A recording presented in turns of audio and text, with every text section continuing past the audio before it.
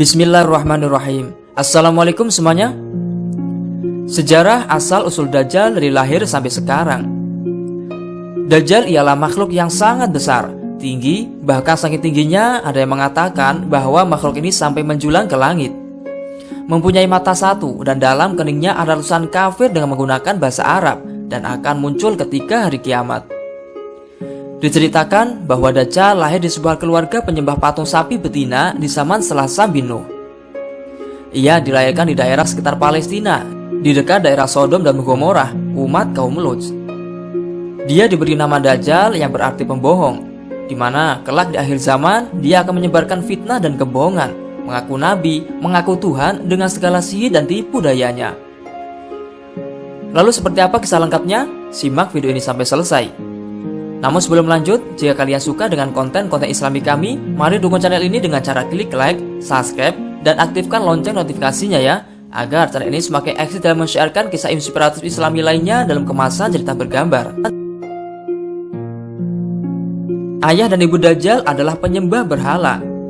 Keduanya dilahirkan dari hasil perzinaan antara mahram atau saudara. Postur yang dimiliki ayah Dajjal adalah berbadan tinggi, gemuk, dan memiliki hidung seperti paruh burung. Sedangkan ibunya berbadan gemuk, kedua tangannya panjang, dan memiliki payudara yang besar. Mereka adalah keturunan Yahujah yang telah menikah selama 30 tahun tetapi belum dikaruniai seorang anak. Dahulu, mereka menyembah sebuah berhala patung sapi betina.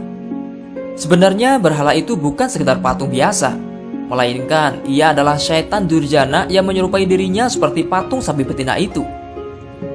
Mereka menyembelih binatang untuk dikorbankan kepada berhala-berhala itu, yang sebenarnya dipersembahkan kepada syaitan, beserta minum arak yang dihalurkan setiap hari. Pada suatu malam, kedua suami istri ini seolah-olah mendengar dari suara patung sapi yang mereka anggap sebagai Tuhan mereka. Kemudian patung tersebut memberitahukan kepada mereka bahwa sang patung telah meridhoi mereka dan akan memberikan mereka seorang anak. Mereka menyangka itu adalah sebagai tanda bahwa Tuhan mereka merestui apa yang mereka lakukan agar mereka diberi anak laki-laki. Akhirnya sang istri hamil hasil hubungan ketika sedang menstruasi. Lalu terjadilah kehamilan sebagai pengaruh perbuatan setan. Sesungguhnya jin dan setan tidak dapat mengetahui apa yang terjadi. Semua itu karena kehendak Allah Subhanahu wa taala. Mereka juga tidak tahu apakah janin itu laki-laki atau perempuan. Namun, jin dan setan mengetahui keinginan sepasang suami istri itu yang menginginkan seorang anak laki-laki. Karena itu mereka memperdaya kedua manusia penyembah berhala itu seakan-akan mereka yang memberikan karunia anak dan meminta korban-korban sesembahan. Demikianlah yang diperbuat setan.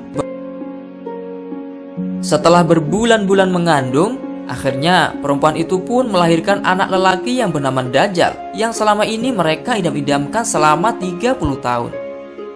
Tetapi sayang, anak yang baru lahir itu cacat kedua belah matanya sejak lahir. Yang anehnya lagi, bayi itu suka tidur malam dan siang, serta amat jarang bangun untuk menghisap air susu ibunya yang berbadan besar. Keanehan ini pun membuat orang tua Dajjal kesusahan dan menderita. Bahkan Rasulullah SAW bersabda bahwa anak itu sangat membahayakan kedua orang tuanya dan juga umat manusia. Karena anaknya sejak lahir diam saja dan tidak bergerak dan tidak menangis sebagaimana layaknya bayi pada umumnya. Maka karena itulah ibunya tidak dapat menyusuinya, sehingga ibunya terkena penyakit keracunan akibat tertahan air susunya, sehingga menyebabkan dia akhirnya meninggal dunia. Sang ayah pun juga merasa demikian. Adapun kesialan yang dibawa Dajjal bagi ayahnya ialah setelah kira-kira selama 4 tahun, Dajjal hanya diam dan tidur saja sejak kelahirannya. Pada suatu malam, ketika orang tuanya tidur, Dajjal bergerak merangkak, kemudian berdiri untuk berjalan dengan kedua kakinya. Sudah tentulah itu perbuatan roh atau jin setan, di mana kedua mata anak lelaki itu cacat, sehingga mudah dirasuki oleh setan yang bersemayam dalam patung sapi tersebut. Dajjal lalu berjalan ke arah patung-patung berhala, kemudian tidur di sisi patung itu. Sang ayah pun bangun keesokan harinya dan mendapati anaknya tidur di pangkuan patung Tuhan mereka. Ia mencoba memahami apa yang terjadi. Kemudian ayahnya memanggil tetangganya dan berita itu pun menyebar luas. Penduduk sekitar berbondong-bondong datang untuk menyaksikan hal tersebut. Kemudian hakim kota mendengar dan ingin memiliki anak itu yang dianggap dapat membawa keberkahan. Maka diutusnya mata-mata untuk membuat siasat. Maka dihadapkanlah ayah Dajjal kepada hakim kota dan dipaksa untuk mengaku bahwa kabar berita itu adalah hasil rekayasa dirinya semata. Karena itu ayah Dajjal dipaksa untuk mengaku bahwa dirinya lah yang telah mengangkat anaknya dan menaruh di pangkuan patung sapi tersebut. Karena ayahnya Dajjal menyangkal tuduhan itu, ia dipenjara dan disiksa. Sementara Dajjal diambil oleh hakim kota dan dirawat dalam istana. Dalam menghadapi siksa di dalam penjara, rupanya ayah Dajjal tidak kuat lagi, maka terpaksa ia mengakui kebohongan itu. Setelah ia mengaku, ayah Dajjal lalu diusir. Maka tinggallah ia sebatang kara karena anaknya telah disita oleh tuan hakim kota. Dalam keterasingannya itu, maka meninggallah ayah Dajjal dalam penderitaannya. Setelah berada di dalam istana selama kira-kira 1 tahun 1 bulan, penduduk itu dilanda bencana dalam kegelapan.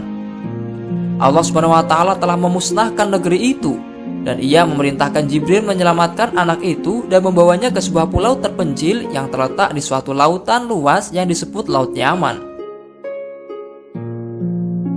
Pulau yang didiami oleh Dajjal dikenal dengan nama Jazirah As-Su'ban, Ar-Rahib, Wa'adzabah, Al-Halba, yakni sebuah pulau yang terdapat ular mengerikan dan hewan berbulu tebal. Hewan melata yang berbulu lebat inilah yang telah menjaga selama Dajjal mendiami pulau itu. Hewan ini disebut sebagai Al-Jassasa. Pulau itu berukuran kecil, bagaikan tumpukan bebatuan. Pulau itu terpisah dari gugusan pulau-pulau yang banyak jumlahnya. Dan Dajjal sepanjang hari, sepanjang tahun selalu tidur layaknya penghuni gua. Dikisahkan, Dajjal sekarang dalam kondisi terbelenggu rantai besi dan kelak akan muncul menjelang akhir zaman dengan segala fitnah dan tipu dayanya. Rasulullah SAW pernah berpesan. Suatu hari Nabi Muhammad pernah menyampaikan pidato di hadapan para sahabatnya secara panjang mengenai Dajjal. Merujuk kitab Hayatus Sahabah Syekh Muhammad Yusuf Al-Khandalawi tahun 2019. Nabi Muhammad mengawali pidatonya dengan mengatakan bahwa setiap nabi yang diutus Allah pasti mengingatkan kaumnya terhadap Dajjal, termasuk dirinya sebagai nabi terakhir. Dajjal pasti akan muncul di tengah kalian, tegas sang nabi. Kata nabi, dirinya akan menjadi pelindung bagi setiap muslim manakala Dajjal muncul pada zamannya. Namun jika Dajjal datang setelah nabi wafat, maka setiap muslim menjadi pelindung atas dirinya sendiri, dan Allah akan menggantikan nabi untuk melindungi umatnya. Nabi Muhammad juga mengingatkan agar umat muslim tetap memegang teguh keimanan dan keislamannya, tidak mengikuti apalagi meyakini apa yang disampaikan Dajjal, karena sungguhnya surga Dajjal adalah nerakanya Allah dan nerakanya Dajjal adalah surganya Allah. Rasulullah SAW memberikan teladan kepada kita dengan selalu berdoa kepada Allah SWT dari fitnah Dajjal. Doa ini lebih sering diucapkan Rasulullah dalam tasyahud akhir menjelang salam, yaitu sebagai berikut: Allahumma inni a'udzubika min azabi jahannam wa min azabil qabri wa min fitnatil mahya wal mamas wa min syarri fitnatil masiihid dajjal. Yang artinya, ya Allah, sesungguhnya kami berlindung kepadamu dari siksa jahanam, dari fitnah kubur, dari fitnah kehidupan dan kematian, dan dari fitnah Masih ad-Dajjal. Hadis riwayat Muslim dari Anas dan Abu Hurairah. Nah, dari kisah ini semoga bisa menjadi teladan dan inspirasi bagi kita semua. Amin. Mari kita membaca sholawat kepada Rasulullah SAW. Sholawat Nabi Muhammad, Allahumma sholli wa sallim alaihi.